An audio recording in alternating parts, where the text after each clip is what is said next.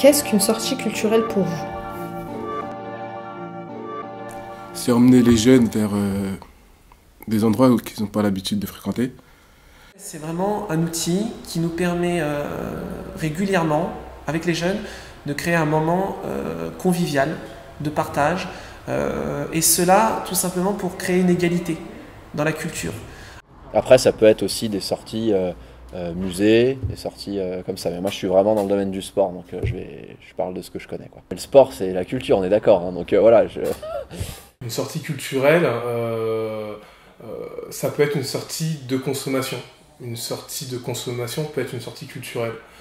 Ça va dépendre surtout de comment l'animateur va s'approprier le temps et ce qu'il va créer comme dans son rapport à son public, quel échange il va y créer. Après, une sortie culturelle, oui, ça peut être aussi aller au musée, ça peut être aussi découvrir des artistes. Pour moi, une sortie culturelle, c'est une sortie qui permet d'accroître la connaissance des jeunes dans un domaine particulier. Est-ce que vous faites des sorties culturelles avec les jeunes? Au château de Versailles, parce que c'est gratuit pour les mineurs, je me suis renseigné. Donc pour moi, ça c'est une sortie culturelle, entre guillemets. Après, on fait aussi des sorties, par exemple, pour voir le décor, par exemple, au Stade de France. On a déjà emmené des jeunes voir le Stade de France. Juste voir l'architecture du stade, comment il est fait, comment il s'organise. Voilà, ça c'est pour eux, c'est intéressant, quoi.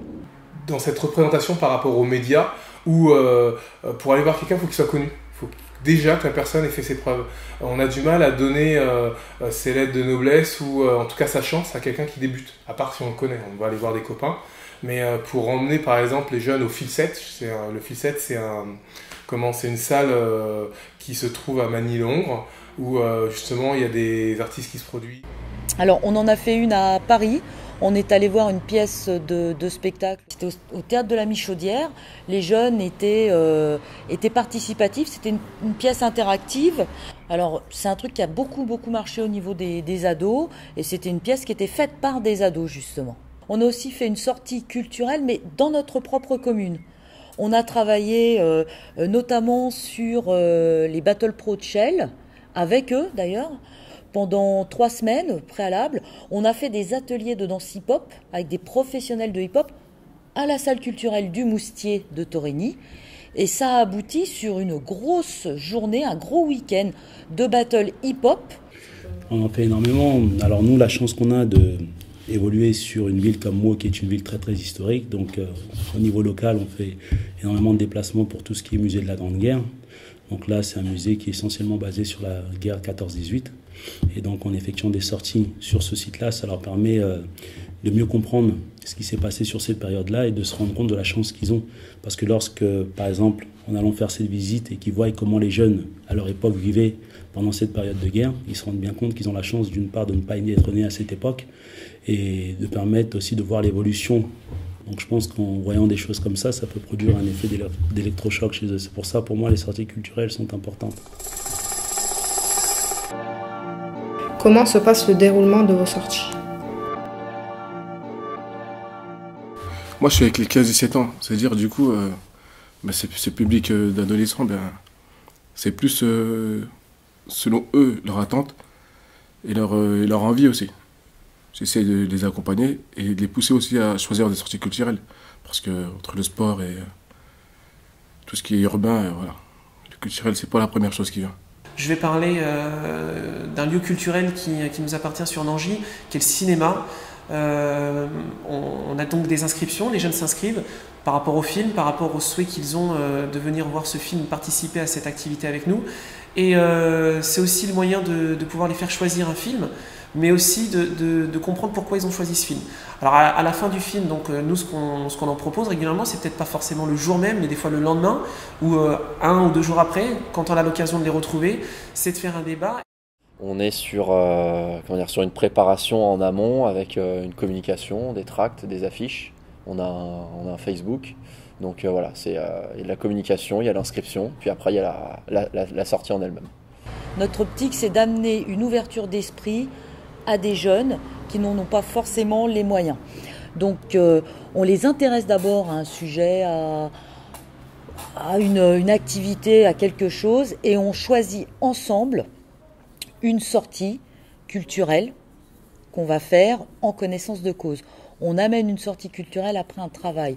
On leur propose pas une sortie théâtre comme ça qui sort de nulle part, ou une sortie ciné qui sort de nulle part, ou un musée, ou une expo. Voilà. La sortie culturelle est choisie avec et par les jeunes. Mais toute chose qu'on fait au niveau des structures se construit avec les jeunes. Donc ça va d'abord dans une consultation, lorsqu'on met en place le planning dans le cadre d'un échange avec les jeunes, qu'est-ce que vous voulez faire, etc. etc. Donc, et lorsque le contrat moral est passé entre eux et nous et qu'ils acceptent, à partir de là, on met en place la sortie. Mais si dès lors, avec leur langage, avec leur code, j'essaie de les faire intéresser, vous savez, c'est intéressant pour telle ou telle raison. Vous savez, le fait d'y aller là-bas, ça va vous aider. Un travail à faire en amont, il y a un travail à faire pendant, et puis il y a une restitution à faire après. Quelles sorties aimeraient faire les jeunes et pourquoi ne les font-ils pas? Ouais, ça va pas être des sorties, ça va être sur des projets. Il va faire pas mal de choses, mais c'est que de la consommation. Les responsabiliser, l'autonomie, qui crée du lien entre eux, et ça va être plus sur des chantiers éducatifs, sur des choses où voilà, c'est eux qui sont porteurs de leur projet. C'est des sorties, c'est un projet avec des sorties, quoi. Effectivement, la mobilité, c'est souvent un souci. Souvent, c'est aussi un problème d'argent. En tout cas, tout ça est lié. Et nous aussi, ce qu'on cherche à vouloir faire, c'est vraiment pouvoir ouvrir leur vision des choses et en tout cas, pouvoir leur proposer autre chose que la culture qu'eux connaissent. Quand je dis culture qu'eux connaissent, ça peut être voilà, des rappeurs que les jeunes ont l'habitude toujours d'écouter les mêmes rappeurs. Ben, nous aussi, on est là pour pouvoir leur proposer quelque chose qu'ils n'ont pas l'habitude d'entendre et de découvrir habituellement. Mais la sortie qu'ils aimeraient faire, c'est aller au Parc des Princes, voir le Paris Saint-Germain, par exemple. Ça, c'est une sortie qui vraiment revient beaucoup. Alors, les jeunes, ils aiment faire des sorties, des choses qu'ils connaissent. Alors, c'est un petit peu ça qui est compliqué quand on parle d'ouverture ou autre, c'est que les jeunes vont, mais je pense que nous tous, on va vers ce qu'on connaît. Donc les groupes à la mode, bien qu'il y a des jeunes selon leur sensibilité qui vont parler de la Japan la Japan Expo. Voilà, il y a selon certaines affinités, il y a des jeunes qui nous apportent aussi des pistes de sortie qu'on ne connaît pas. Si on parle de culturel, ils aimeraient beaucoup aller en Espagne. Ce qui les freine, eux, c'est l'argent, parce qu'un voyage en Espagne, même si on est dans l'Europe, c'est cher. Pour vous, quel est l'intérêt d'une sortie culturelle? C'est pour enrichir la personne. C'est une chose que, comme je vous ai dit, qu'elle ne connaît pas forcément. Et même en tant qu'ouverture d'esprit, et que ça change de... C'est pour un enrichissement personnel. L'intérêt d'une sortie culturelle, c'est aussi de créer vraiment un moment de partage, de découverte, de pouvoir en tout cas créer une nouvelle vision des choses, un moment de surprise. Alors l'intérêt d'une sortie culturelle, c'est justement d'emmener les jeunes vers des choses qu'ils connaissent pas forcément. C'est-à-dire que les bousculer un petit peu dans leurs habitudes. Les habitudes, c'est le jeune, naturellement, il va venir, il va essayer de dire, voilà, moi je veux partir au parc Astérix, moi je veux aller sur du bowling, sur la facilité, c'est-à-dire une sortie à consommation pure et dure. L'intérêt d'une sortie culturelle, c'est qu'il y a quelque chose derrière. Ils reviennent en ayant appris quelque chose, il y a une plus-value pour le jeune. De s'ouvrir à autre chose, de pouvoir se confronter à des choses différentes, donc de s'éveiller, et d'accepter les différences. D'ouvrir l'esprit des jeunes, de leur montrer que la culture ne se limite pas à la télévision et ne se limite pas aux émissions de télé-réalité dont ils sont friands et très gros consommateurs. Vraiment, les amener à voir autre chose, à réfléchir par eux-mêmes, à se faire une opinion par différents supports, que ce soit le théâtre, que ce soit la lecture, que ce soit la presse, que ce soit des expos, que ce soit de la danse.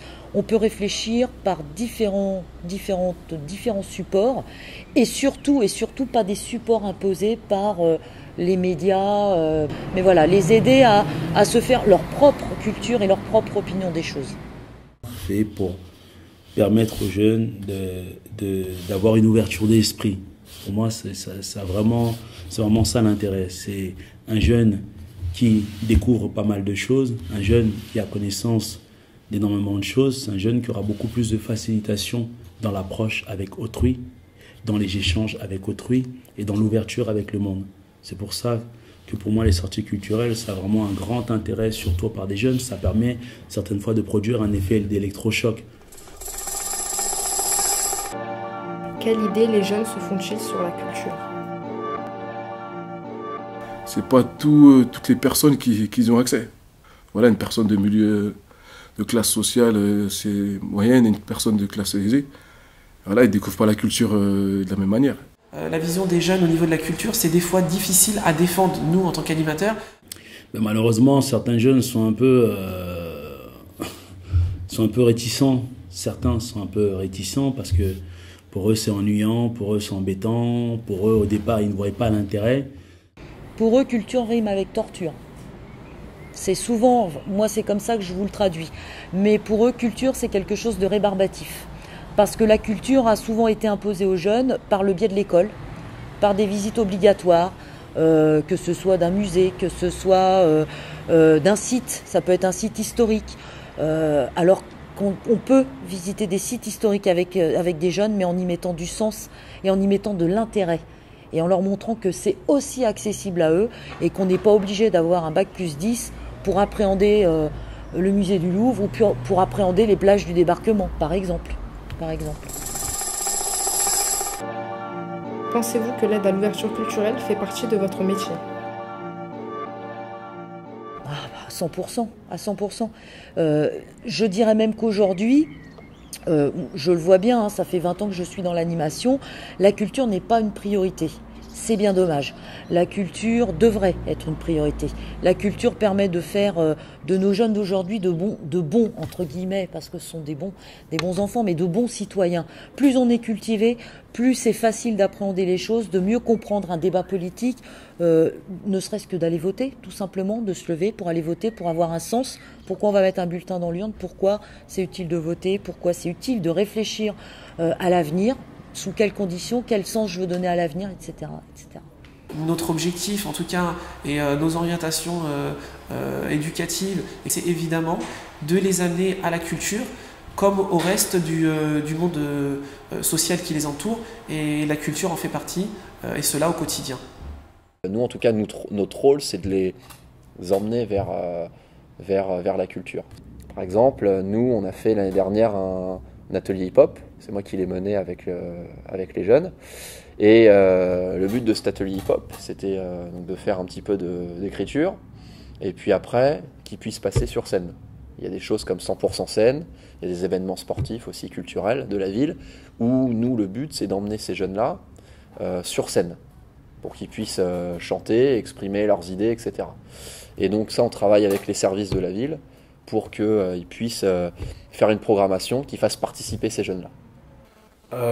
Elle fait partie, elle aime mon métier même. Je pense que le fait de s'ouvrir, ça permet...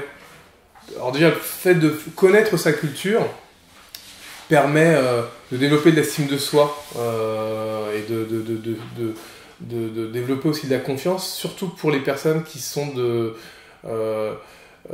déracinées. Alors quand je mets ça entre guillemets, mais qui ont du mal à être valorisées par leur origine, ça permet de se rendre compte de l'enrichissement de la diversité. Et l'estime de soi permet aussi après de devenir acteur de choses, voilà, et acteur de sa vie. Donc, oui, donc. Moi, je dirais que je suis même on va pas dire un élément, mais faut que je donne envie aux jeunes qui n'ont pas la chance de vouloir s'intéresser à la culture, parce que c'est important. C'est pour ça, pour moi, c'est vachement important ces sorties-là. Parce qu'au jour d'aujourd'hui, nous, en tant qu'animateurs, quel qu'il soit, à tout niveau confondu, que responsable ou pas responsable, on est tous avant tout des animateurs. Notre rôle, la définition même du mot animation, c'est donner vie. Donc pour moi, les sorties culturelles font partie prenante du métier d'animateur. Un animateur ou une animatrice qui ne conçoit pas l'importance des sorties culturelles, c'est quelqu'un qui n'a jamais rien compris. À travers cette action d'animer de nos vieux jeunes, c'est justement de leur permettre de se développer l'esprit, de connaître autre chose et d'avoir une ouverture d'esprit qui est vachement importante pour leur faciliter les choses plus tard, lorsqu'ils vont grandir, lorsqu'ils vont connaître d'autres personnes, etc., etc. Un jeune qui vit beaucoup de choses, un jeune qui visite beaucoup de sites, un jeune qui ouvre son esprit à différentes cultures, et c'est un jeune qui aura beaucoup plus de facilité, c'est un jeune qui sera beaucoup plus sociable qu'à la normale. Et moi, en tant qu'animateur, j'ai conscience que ça, c'est une partie importante dans mon rôle auprès des jeunes. Pour finir, que diriez-vous à un jeune qui vous dirait que la culture, ce n'est pas pour lui? Ah, ça, je l'ai déjà entendu. Alors, je réponds très souvent que la culture, elle est pour tout le monde et que la culture, c'est gratuit. Si on s'y prend bien, la culture, elle est gratuite, elle est partout, elle est dans chaque chose de la vie, dans chaque humain, dans chaque rapport humain. La culture, c'est aussi la rencontre de l'autre, la richesse de l'autre, tout ce qu'on peut tirer, tout ce qu'on peut, je dirais, absorber comme des éponges. La culture, on en a partout. Et je montre à un jeune en général que lui aussi, il a une culture et qu'il peut m'apporter. C'est quand même important, hein, parce que voilà, un petit peu de culture, ça peut pas faire de mal. C'est bien de savoir des choses pour encore son enrichissement personnel et même au niveau des échanges qu'on peut avoir avec telle ou telle personne. C'est important d'être cultivé quand même. Je sais pas, c'est la moindre des choses. Mais je lui dirais justement de un petit peu bousculer ses habitudes et que la culture, c'est pour tout le monde, ouvert à tout le monde, et qu'il y a des choses niveau rapport qualité-prix à moindre coût qui sont intéressantes pour lui. Il y a beaucoup de choses à découvrir. Donc c'est compliqué de dire qu'un jeune il puisse imaginer que la culture c'est pas pour lui. Parce que je ne suis pas convaincu qu'il sache concrètement ce que c'est la culture d'une manière générale. Est-ce qu'il ne s'est pas fait une idée de la culture à lui, et pour le coup il s'est fixé donc en se disant la culture c'est ça? Eh bien je pense que là, à ce moment-là, c'est à nous, en tant qu'animateurs, de lui faire découvrir un autre aspect de la culture et peut-être de lui prouver que la culture, c'est aussi fait pour lui. C'est vrai que bien sûr, c'est pour toi. Pourquoi la culture, ça ne serait pas pour toi? Bien sûr, la culture, c'est pour les jeunes. Mais il nous est déjà arrivé, dans le cadre de nos exercices, de nous retrouver face à des jeunes qui étaient réfractaires à cette idée-là. Et le but du jeu, c'est de le convaincre. Par exemple, en tant qu'animateur ou animatrice, vous avez connaissance de vos jeunes, vous savez qu'elle est plus captivée par, je ne sais pas moi, par la lecture, l'autre il est plus captivé par le foot, l'autre est plus captivé par le basket, l'autre par la danse, etc., etc. C'est toujours essayer de partir de ce qui les attrait le plus pour essayer de les amener là où vous voulez les amener. Donc je dirais tout simplement que bien sûr c'est fait pour toi. Et je le ferai parler de lui parce qu'en parlant de lui, je lui montrais que c'est de la culture. Voilà, en fin de compte, parce que j'ai déjà eu un cas comme ça, justement, tout à l'heure je parlais du centre de la cité de l'histoire de l'immigration. J'en parlais aux jeunes, bon, c'est vrai que presque personne pensait que j'aurais un groupe. On a eu quand même 2 minibus pleins, et on s'est rendu compte qu'en fin de compte, en parlant de leur quotidien et en partant de quelque chose de carrément opposé, on est arrivé petit à petit à leur faire prendre conscience que c'était de la culture. Écoutez, j'espère que vous allez voir beaucoup de gens qui ont un peu ce discours et que nos discours vont se rapprocher parce que la culture aujourd'hui, c'est une des bases essentielles, je dirais, de l'éducation, tout simplement. De continuer à ouvrir la culture de plus en plus aux jeunes. Parce que ça contribue aussi à leur éducation, à plein de choses positives. C'est important parce que voilà, vous avez des pères, vous avez peut-être maman, et avec ses futurs enfants, c'est important de parler de ce genre de choses. Parce que voilà, vous allez être mené à répondre à des questions, même pour vous-même. Voilà. La culture, c'est de la balle.